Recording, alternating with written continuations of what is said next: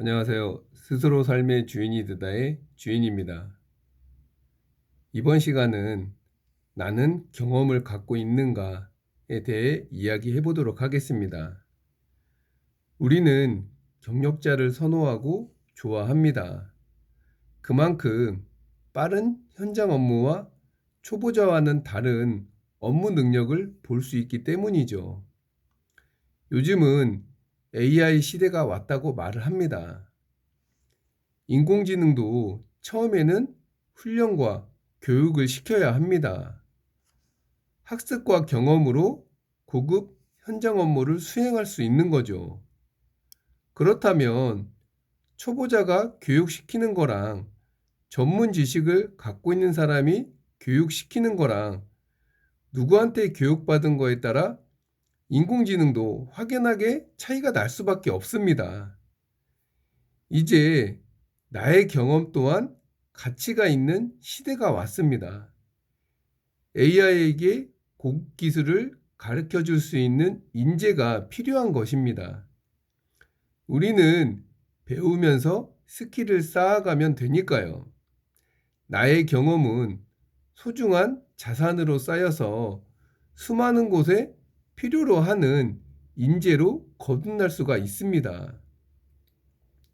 눈앞의 돈보다는 미래를 예측하며 준비한다면 오늘 하루가 행복할 수밖에 없습니다. 로봇에게 나의 기술을 전수해주는 인재로 발탁된다면 모든 기업들이 1순위로 채용하려고 할 것입니다. 나의 경험이 빛을 발하는 순간이 되는 거죠. 오늘은 나의 경험을 쌓아서 전문 인재로 거듭나는 시간이 되길 바랍니다. 그럼 손자병법 모공편 15 지피지기의 문제는 자기를 모르는 데 있다. 시작하겠습니다. 고알 지피지기 100점 불태 부지피이 지기 1승 1부 부지피 부지기 매점 필태. 그러므로 말할 수 있다. 상대를 알고 나를 알면 100번 싸워도 위태롭지 않다. 상대를 모르고 나를 알면 한 번 이기고 한 번 진다. 상대를 모르고 나도 모르면 싸울 때마다 위태롭다. 자기를 알고 또한 적을 알면 불태한다는 뜻이다. 앞에서 언급한 5가지 승리를 예상할 수 있는 조건, 즉 5가지 방면에서 적과 나의 상황을 이해하고 비교해 보라는 것이다. 자기만 알고 적을 알지 못하면 승리할 확률은 50%이다. 자기를 알지 못하고 또한 적을 알지 못하면 승리할 확률은 제로이다. 상대를 알지 못하고 자기를 안다는 것에 대해 이전은 비수지전의 부견을 예로 들었다. 부견은 자기만 알았지 적에 대해서는 몰랐다는 것이다. 왕맹은 임종을 앞두고 부견에게 간언했다. 동지는 비록 양자강 이남으로 밀려났지만 전통을 이어받았습니다. 사안, 환충 등이 모두 인물로서 동진을 지키고 있으니 정벌할 수 없습니다. 우리 내부의 선비족과 강족이 오히려 숙적이라 결국 우환이 될 테니 그들을 제거하여 사직을 안정시키는 것이 우선입니다. 왕맹이 죽자 부견은 간언을 듣지 않고 대군을 몰고 동진을 정멸했다.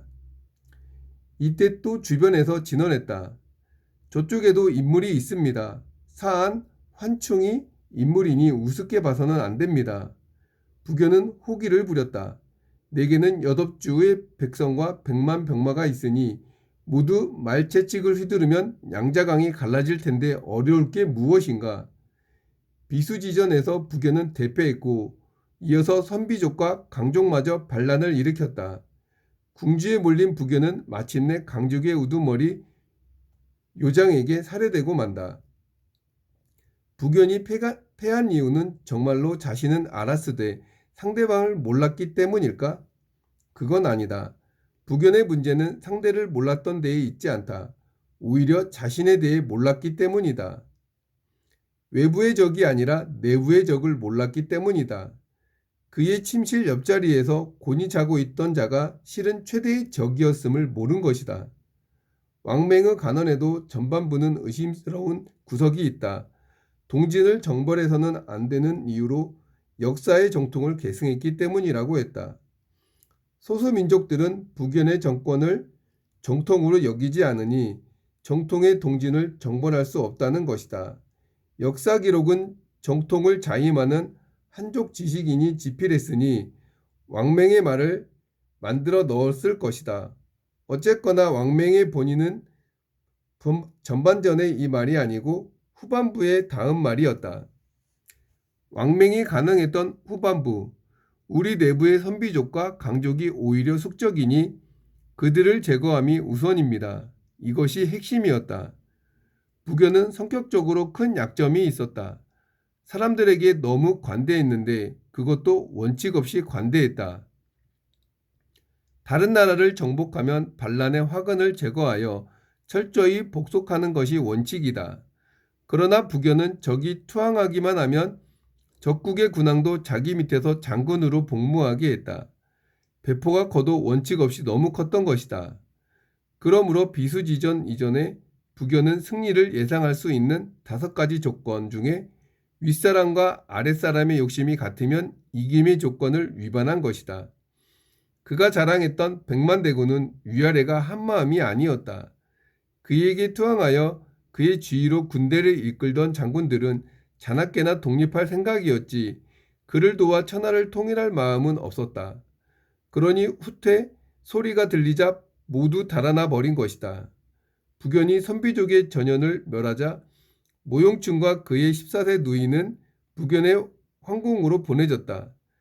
누이는 부견의 총비가 되었고 모용충도 총애를 받았다. 누이와 남동생이 부견의 사랑을 독차지한 것이다. 훗날 모용충은 망했던 전연을 새롭게 세우려고 반기를 들었다. 부견은 모용충을 진압하려 나섰지만 막상 전진의 모용충을 목도하자 옛정이 용솟음쳐 비단옷을 사람 편으로 보내주었다. 생각해보라. 국가가 망하자 왕실의 귀족이던 모용충은 누이와 함께 제국의 후궁으로 보내졌다. 모용충에게 얼마나 수치스러운 일이었겠는가. 그러니 기필코 독립하여 원수를 갚겠다고 이를 갈지 않았겠는가. 그런데도 반기를 들고 대적하는 모용충을 본 부견은 옛사랑부터 떠올린 것이다. 부견은 이처럼 황당한 면이 있었다. 세상 모두가 자신을 천자로 모시려 한다는 망상에 빠진 이상주의가 아니었나 싶다. 사람들도 모두 황제가 되려고 한다는 점을 그는 미처 헤아리지 못했던 것이다. 5가지 승리를 예상할 수 있는 조건을 가지고 부견을 평가해 보자. 첫째 조건, 싸워야 할지 말아야 할지를 알면 승리를 예상할 수 있다. 왕맹이 이미 간언했다. 내부의 적이 진짜 큰 문제이니 우선 적으로 이걸 해결해야지 동진과 싸워서는 안 된다고 했다. 그러나 부견은 무시했다. 둘째 조건, 많고 적은 병졸의 사용법을 인식하며 승리를 예상할 수 있다. 이 문제에 대해 부견은 너무 방심했다. 병졸을 나누어 배치하지 않고 한 곳에 몰아두었다가 한 번의 후퇴로 전군이 무너졌다. 셋째 조건, 윗사람과 아랫사람의 욕심이 같으면 이긴다. 부견의 휘하 장군 상당수는 기회만 오면 새로 나라를 일으켜 황제가 되려고 했다. 상하의 마음이 따로 놓은 것이다.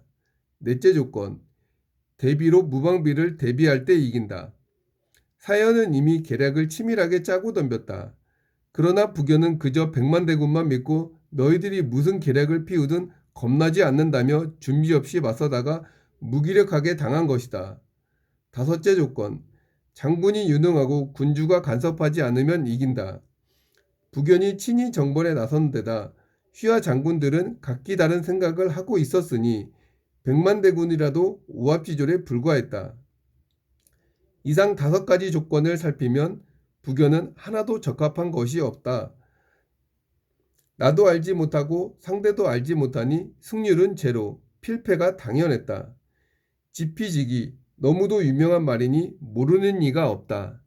그러나 우리 모두는 지피, 즉 남을 아는 데에만 집중한다. 나를 아는 것은 당연시한다.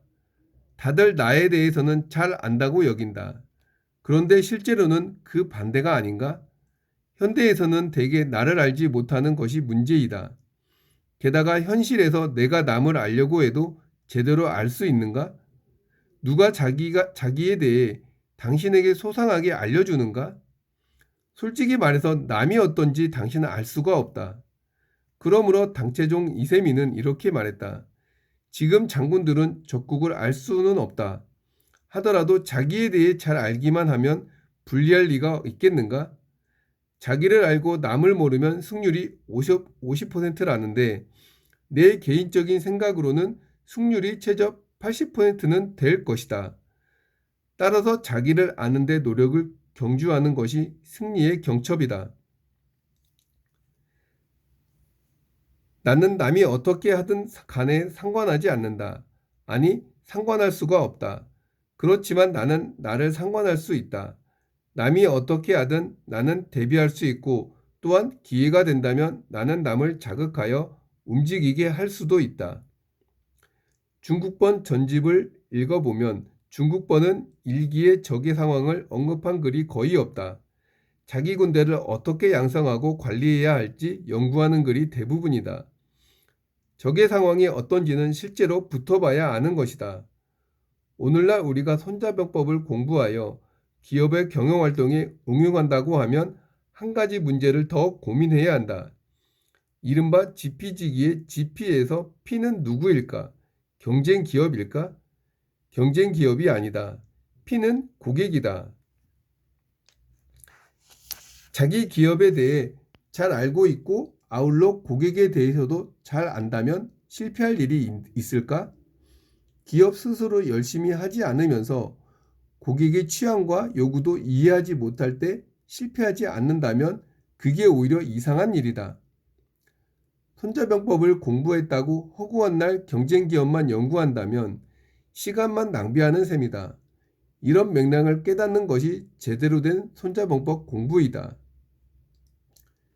우리는 조금 매출도 오르고 성장하는 게 보이면 내가 잘해서 그렇다면서 자만에 빠지곤 합니다. 직원들이 잘해줄 거라 착각을 하고 단골 고객 또한 잘 안다며 소홀하게 됩니다.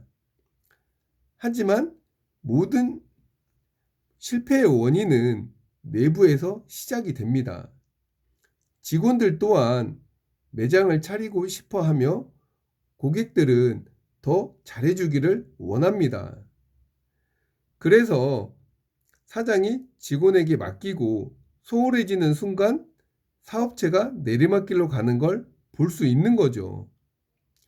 사장은 모든 걸 안다고 안이한 판단을 내리는 거죠. 오히려 자신에 대해 몰라도 너무 모릅니다. 매출이 오르니 내 스킬이 좋아서 맛있으니까 생각하며 자만에 빠져버리게 됩니다. 고객이 와도 인사 또한 소홀하고 맛이 연하다고 하면 저희는 중배전이라 그렇습니다 하며 고객을 가르치려 들며 바쁘다는 핑계로 천장에 거미줄이 뭉쳐 있다는 것도 모르고 있습니다. 그러면서 성공을 꿈꾸는 거죠. 인사는 기본 중에 기본 아닌가요? 우울하게 고객을 맞이하면 다시 또 방문하고 싶을지 생각해 보아야 합니다. 나의 매장에 고객이 방문했을 때 내가 제조한 음료를 드시고 오늘 하루가 행복해질 수 있도록 최선을 다해야 합니다. 꼭 라떼아트를 하라는 게 아닙니다. 우리는 너무도 보여주기에만 열을 올리고 있습니다. 벨벳 밀크만 내어도 라떼는 충분히 맛이 있습니다. 내가 어떤 마음으로 고객을 대하는지 태도가 중요한 것입니다. 그래서 나를 알아야 합니다. 내가 어떤 자세로 고객을 대하는지, 말투, 표정까지 알아야 한다는 거죠. 그래야 나 또한 성장할 수 있는 겁니다. 모든 건 기본에서 출발합니다. 충실하게, 차근차근, 꾸준히 하면서 지내면 성공도 찾아오는 거죠. 한 잔의 음료가 만들어지기까지는 수많은 과정과 집중이 필요합니다. 어느 것 하나 소홀할 수 없는 거죠. 하지만 이러한 일들을 배제하고 머신이 좋아야 고객이 많이 찾을 거야 라는 착각에 빠져 있으면 안 된다는 겁니다. 아무리 머신이 좋아도 원두가 좋지 않으면 좋은 맛을 낼 수가 없습니다. 또한 바리스타의 스킬이 좋아야 최고급 맛을 표현할 수 있는 거죠. 이제는 눈으로 보여지는 것보다는 내가 하고 싶은 게 무엇인지를 알고 행동할 때